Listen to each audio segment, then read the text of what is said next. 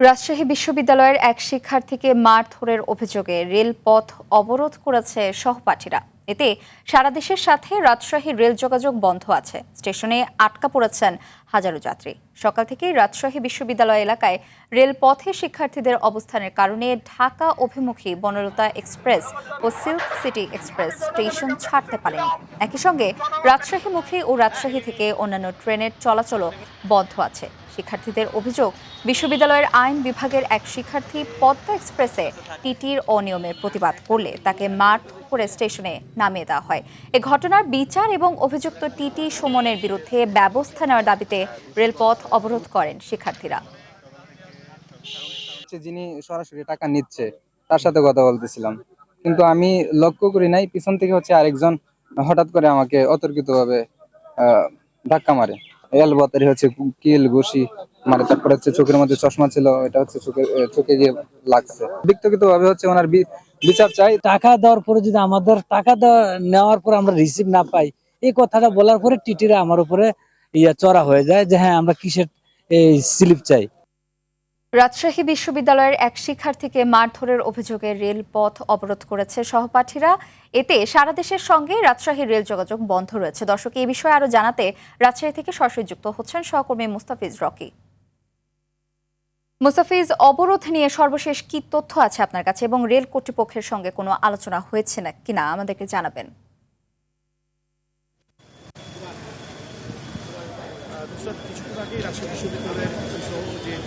ছিলেন এবং তাদের সাথে কথা বলে এই অবরোধটি তারা প্রত্যাহারের অনুরোধ জানিয়েছিলেন। এরই মধ্যে শিক্ষার্থীদের পক্ষ থেকে কিন্তু 4টি দাবি তারা জানিয়েছেন। যে টিটি মূলত আসলে যে শিক্ষার্থীকে লাঞ্ছিত করেছে এবং মারধর করেছে তাকে এখানে সশরীরে উপস্থিত হওয়ার কথা বলা হয়েছে। পাশাপাশি তার বিরুদ্ধে প্রশাসন এবং যে আইনগত ব্যবস্থা সেটি নেওয়ার জন্য শিক্ষার্থীরা দাবি জানিয়েছেন।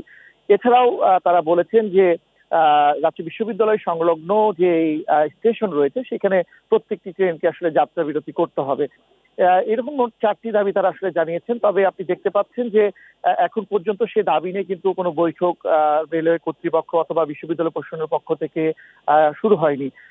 এবং আপনি দেখতে পাচ্ছেন নিশ্চয়ই যে রাজশাহী রেল স্টেশনের থেকে কিন্তু ঢাকাগামী ছেড়ে আসা বনলতা এক্সপ্রেস ট্রেনটি প্রায় 5 ঘন্টা ধরে কিন্তু এই মেহেরচণ্ডী যে রেল স্টেশন, এই মেহেরচণ্ডী যে রেল লাইন রয়েছে সেখানে তারা অবস্থান করছে এবং শত শত যাত্রী কিন্তু সেই প্রত্যেকটি বগিতে কিন্তু রয়েছে।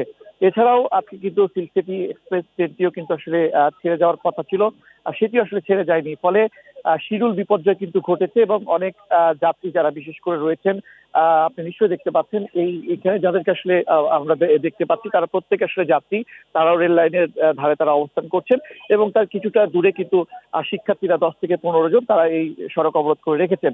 এবং এই নিয়ে আমরা যতটুকু আসলে জানতে পারছি যে রাজশাহী বিশ্ববিদ্যালয় প্রশাসন এবং রেলওয়ে কর্তৃপক্ষের সাথে একটি আলোচনা হওয়ার কথা রয়েছে খুব অল্প সময়ের মধ্যে এবং সেখান থেকে তারা সমাধানের তারা আসলে নুসরাত। ধন্যবাদ।